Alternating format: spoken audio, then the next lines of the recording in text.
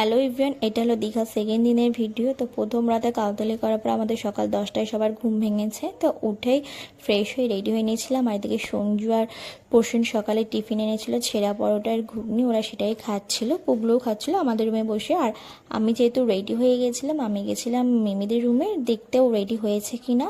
তো গিয়ে দেখি ও রেডি হচ্ছে। আর সব থেকে মজার বিষয় হচ্ছে আমি আর মিমি সেম ড্রেসই পরেছিলাম। দেখো, একই কালার একই ডিজাইন, বাট আমাদের দুজনের ফিগারটা দুরকম। তো যাই হোক, তারপর ও রেডি হচ্ছিলো বলে আমি গেছিলাম পূজাদের রুমে। গিয়ে দেখি ওরা চারজনেই টোটালি রেডি। পূজা ব্যাগ গোছাচ্ছিল, চিকু খেলা করছিল। আর তোমাদের ফার্স্ট পার্টে তো আমি বলেইছিলাম যে আমরা দীঘা জায়গায় প্ল্যান করেই নিয়েছিলাম। আমি আর মিমি সেম ড্রেস কিনেছিলাম, বুনি আর পূজা সেম ড্রেস কিনেছিল। তো তারপরে সবাই রেডি হয়ে যাওয়ার পরে সবাই সকালে টিফিনটা করে আমরা বেরিয়ে গেছিলাম। তো আমরা যেটা গেছিলাম সেকেন্ড দিন হচ্ছে উদয়পুরে। দীঘা যাবার উদয়পুর যাবো না, এটা কখনো হয়? তো আমাদের প্ল্যান ছিল আমরা সকালবেলা মোহনায় যাব, মোহনায় গিয়ে ফটো টটো তুলে এসে চেঞ্জ করে আবার উদয়পুর যাবো। বাট এত ঘুমের ঠেলা সবার, যার জন্য আমাদের মোহনায় যাওয়া হয়নি, একবার রেডি হয়ে উদয়পুরে যাব। তো আমরা বাইরে বসেছিলাম অটোর জন্য। আর আমি তখন এখানে একটু সানগ্লাস ট্রায়াল দিচ্ছিলাম কোনটা আমার চোখে বেশি ভালো লাগে। তো ফাইনালি পূজার সানগ্লাসটা আমার চোখে মানিয়ে গেছিলো বলে আমি ওরটা পরেছিলাম আর ও আমারটা পরেছিল। আর আমার মুখে ছোটো সানগ্লাস মানায় না। তো তারপরে আমরা রুমের সামনে বেশ খানিক্ষণ দাঁড়িয়ে ওখান থেকেই অটো পেয়ে গেছিলাম, একটা অটোতেই হয়ে গেছিলো। তো এই যে দেখো, পেছনে জিৎ, পুগলু আর সঞ্জু বসেছিল, মিডিলে আমি, বুনি, পূজা, মিমি আর চিকু, আর সামনে বসে না সঞ্জু দা না, সুমন দা এরা বসেছিলাম। আর আমরা উদয়পুর যাওয়ার আগে একটু ওষুধের দোকানে গেছিলাম, কারণ তোমাদের তো বলেইছিলাম যে পোষণ একটু অ্যাক্সিডেন্ট করেছিল, পায়ে ব্যথা, যেহেতু উদয়পুরে যাচ্ছি জল ঢল লাগতে পারে, সেই জন্য পায়ে একটু ব্যান্ডেড করে নিল, হাতেও একটা গ্লাভস কিনে নিয়েছিল আর কিছু ওষুধ কিনে নিয়েছিল। আর আমরা তখন এখানে অটোর মধ্যে বসে এখানে একটু ভিডিও করেছিলাম। আর এখানে তখন পুগলুকে জিজ্ঞাসা করছিলাম আমরা কোথায় যাচ্ছিলাম। তো প্রথমে বলছিল পার্কে, তারপর বললো না আমরা স্নান করতে যাচ্ছি। আর ওর ভাব দেখো, অ্যাটিটিউডই আলাদা, ও তোমাদের কথা বলবে না, একটা সানগ্লাস পরে নিয়েছে, ওর মা খুঁচিয়ে খুঁচিয়ে কথা বলাচ্ছে। তো পাত্তাই দিচ্ছিল ওটা আমাকে, এমন একটা ব্যাপার। তো আমরা যেহেতু নিউ দীঘাতে ছিলাম, তো নিউ দীঘার থেকে ওল্ড দীঘা বলছি কেন, খালি ওল্ড দীঘা হয়ে যাচ্ছে, নিউ দীঘার থেকে উদয়পুর আধা ঘন্টা মতন লাগে। আর ওল্ড দীঘা থেকে একটু টাইম লাগে বেশি। তো তারপরে আমরা দেখতেই তো পাচ্ছি এখানে গাড়িতে বসে কি হাসাহাসি করছিলাম। তারপর পোষণ আসার পর আমরা রওনা দিলাম উদয়পুরের দিকে। আর আমরা যা মজা করেছিলাম, এরকম মজা হয়তো আমি 4বার গেছি দীঘায়, কোনোবার করিনি। এই বছর যা মজা করেছি আমি, লাইফের বেস্ট মজা করেছি। আর আমাদের প্ল্যান ছিল কত কিছু, কিন্তু আমাদের ঘুমের জন্য আর কাউতালের জন্য কিছুই হয়নি এই বছর। মজা করেছি ঠিক আছে, কিন্তু সেরকম কোথাও ঘুরতে যাইনি। এই প্রথম দিন রাত্রেবেলা ওল্ড দীঘা, আর সেকেন্ড দিন তো তোমার উদয়পুর তো সারাদিনই কাটিয়ে দিয়েছি। তো আমরা যখন উদয়পুর বেরিয়েছিলাম রুম থেকে, তখন প্রায় 12টা বেজে গেছে, আর যেতে 1টা বেজে গেছিলো, অনেকটাই লেট হয়ে গেছিলো। তো দেখো, আমরা উদয়পুর বলতে বলতে চলে এসেছি। আর উদয়পুর আসলে না নিজেকে একদম সেলিব্রিটি মনে হয়, কারণ গাড়ি থেকে নামতে পারি না, সব ছেঁকে ধরে স্টল নেওয়ার জন্য, বা যাদের ওখানে খাবার টাবার ওরা বিক্রি করে তারা। তো ওইখানে ওরা ছেলেরা মিলে একজনকে ঠিক করেছিল, আমরা তার সাথে সাথেই যাচ্ছিলাম। আর এখানে আমি আর বুনি গান নাচ করছিলাম, ওখানে একটা গান হচ্ছিল, তাই আমরা তো প্রচুর মজা করেছি। তো আমরা যখন গেছি না, তখন হচ্ছে তোমার ভাটা পড়ে গেছিলো, আমরা অনেকটা ভেতর দিকে আমাদের যেতে হয়েছে। আর গিয়ে তো দেখি লোক, এত লোক, প্রত্যেকবার যখনই যাই এরকম পরিমাণে লোক দেখি। দীঘা কখনো ফাঁকা থাকে না, এরকম আমি কখনো শুনি না, সবসময় লোক। তো যাই হোক, আমরা যাচ্ছিলাম আমাদের যেখানে জায়গা ঠিক করেছে সেই দিকেই।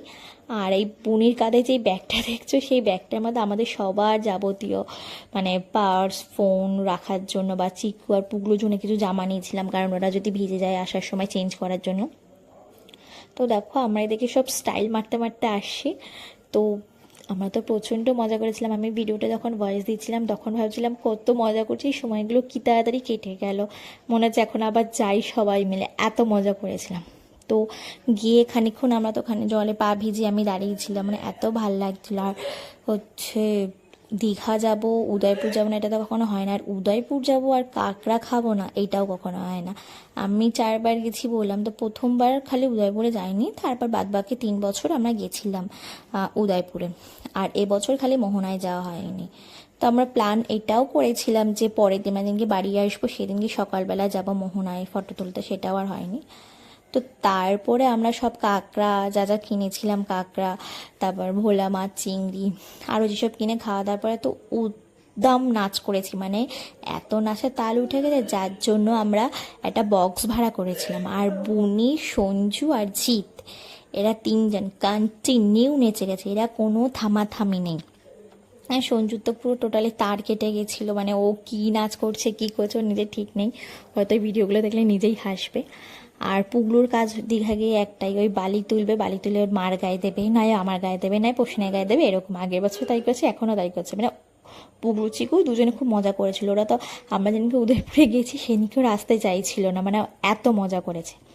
আর এখানে সঞ্জুপুর বললাম না তার কেটে গেছে, আর আমরা এখানে না সেই সময় শুভদের, সত্যদের, মানে নন্দিতাদের সবাই এরকম মিস করছিলাম। তখন সঞ্জু খালিবেলি গান চালিয়ে আমাদেরকে সবাইকে এন্টারটেনমেন্ট করছিল, আর ও নাচ দেখে তো আমরা হেসে গড়া গাই, মানে লোকেরা আমাদের দেখছিল ওরা নাচবে কি, মানে এত মজা করেছি। তো বেশ খানিকক্ষণ নাচন কোদনের পর এই পুগলু বলছিল ঘোড়ায় উঠবে, সেই জন্য ওর বাবা ঘোড়ায় উঠেছিল। আর যেহেতু পুগলু ছোটো সেই জন্য বাবা উঠেছিল, অবভিয়াসলি মিমি ওঠেনি। আর এই ঘোড়া, মানে ঘোড়া যে রাইডগুলো হয় 3 পাক না 2 পাক দেবে নাকি 100 টাকা, তো আমরা বলে কয়ে একটু কম করে নিয়েছিলাম, যেহেতু দুটো বাচ্চা চলেছে, চিকু পরে চড়েছিল। আর এখানে প্রথমে একটু ফটো তুলে নিচ্ছিল। ওগুলো তো ভীষণ খুশি। আমি অনেকবার আগে, মানে অনেক বছর আগে, বিয়ের আগে যেইবার ফার্স্ট টাইম দীঘা গেছিলাম সেইবার উঠেছিলাম, তারপর আর কোনো দিন উঠিনি, কারণ ফাও টাকা নষ্ট আর কিছুই না। তো এখানেও মিমি ফটো তুলছিল, তুলে দেখলাম বেশ খানিকটাই নিয়ে গেছিলো, মানে প্রথমে বলছিল 2 পাক হয়তো দেয়, তো দেখলাম না অনেকটা দূরেই নিয়ে গেছিলো, দেখা যাচ্ছিলো একটা তো দূরে নিয়ে গেছিলো। আর এখানে তো পোষণ দাঁড়িয়ে আছে, এখানে সবাই ভিডিও করছে, আমিও ভিডিও করেছিলাম। তারপর মানে সঞ্জুরা আসার পরে বুনি আর চিকু উঠেছিল একই ঘোড়াতে, ওরা দুজন উঠেছিল, ওদেরও বেশ খানিকটা দূরে নিয়ে গিয়েছিল। মানে বেশ ভালো যে ঘোড়ার যে ছেলেটা, ঘোড়াটা নিয়ে যে ঘুরছে ছেলেটা খুবই ভালো, কথাটা শুনেছি। আমি কম নিতে বলছিলাম, সেটাও কম নিয়েছে, তারপর অনেকটা ঘুরিয়েছে। আর চিকু আর পুগলু তো খুব মজা পেয়েছে ঘোড়ায় উঠে, ওদের কোনো ভয় করেনি, ওরা তো দুজনেই লাফাচ্ছিল ওঠার জন্য। তো ওরা যখন, মানে চিকু যখন ঘোড়া চড়ছিল তখন এদিকে আবার পুগলু আইসক্রিম খাচ্ছিল পোষণের কোলে বসে, 3খানা আইসক্রিম কিনেছে, একটু একটু করে খেয়ে সব ফেলে দিয়েছে। আর এইদিকে যে সঞ্জুর হচ্ছে নাচ করে ওর মাথা ব্যথা হয়ে গেছে, সেখানে ওর বউ একটু ম্যাসাজ করে দিচ্ছে। আর এইদিকে দেখো কত রোমান্টিক কাপেল, বাপরে বাপ। আর এখানে খাইয়ে দিচ্ছে একজন, মাথা টিপে দিচ্ছে একজন, আর এদিকে জিৎ হচ্ছে হরিদাস পালও চুপচাপ বসেছিল। তো তারপরে হচ্ছে আমরা দীঘা, এই সরি উদয়পুর থেকে বাড়িতে এসেছি প্রায় তখন 4:45 বাজে, এত মানে মানে সবাই চলে আসার পরে আমরা এসেছিলাম। তারপর কোনোরকম ফ্রেশ হয়ে খেয়ে দিয়ে রেডি হয়ে বেরিয়ে গেছিলাম। প্রথমে ভেবেছিলাম ওল্ড দীঘাতেই যাব, তো সুমনদার শরীরটা ভালো ছিল না বলে আমরা তা বলেছিলাম তাহলে চলো নিউ দীঘাতেই ঘুরে আসি। তো নিউ দীঘার পেছনেই নাকি মার্কেট বসে, আমি ফার্স্ট টাইম দেখলাম মার্কেটটা বেশ জমজমাটই হয়, বেশিরভাগ তো প্রত্যেক বছর ওল্ড দীঘাতেই যাই। আর যখন নিউ দীঘার মার্কেটে আসলাম তখন যার পথে এটা চোখে পড়েছিল, একটা জায়গায় সব সাঁওতালি গানে, উড়িষ্যা গানে নাচ করছে, সাঁওতালি না, সব সেজে গুজে ছেলে মেয়েগুলো, বেশ ভালো লাগছিল। গান দিলে যেহেতু কপিরাইট চলে আসবে সেই জন্য আমি গানটা দিতে পারিনি, আমার তো গানটা বেশ পছন্দ হয়েছিল। আমরা অনেকক্ষণ এখানে দাঁড়িয়েছিলাম, তারপরে আমরা চলে গেছিলাম মার্কেটের ভেতরে। আর মানে উদয়পুর যেদিনকে গেছি সেদিনকে রাত্রের তাল জীবনে কোনোদিনও ভুলবো না। মানে সুমন দাকে প্রায় বাড়িতে গিয়ে, মানে রুমে গিয়ে আমরা 1.5 ঘন্টা 2 ঘন্টা ওনাকে ডেকেছি, উনি কোনো সারা শব্দ নেই, ঘুমাচ্ছে এরকম। শেষমেশ তো লাস্টে দরজা ভেঙে ওনাকে ডাকতে হয়েছে। তো যেহেতু ওরকম একটা সিচুয়েশান ছিল, কোনোরকম সেরকম ভিডিও করতে পারি না। আর নিউ দীঘার মার্কেটে খালি গেছি নর্মালি সবার জন্য টুকটাক কেনাকাটা করতে, একটু খাওয়া দাওয়া করেছিলাম, বেশি ঘুরিও নেই। এত টায়ার্ড লাগছিল, মানে এত নাচানাচি করেছিলাম, সবার গা হাত পা ব্যথা, শরীর পুরো ছেড়ে দিয়েছিল।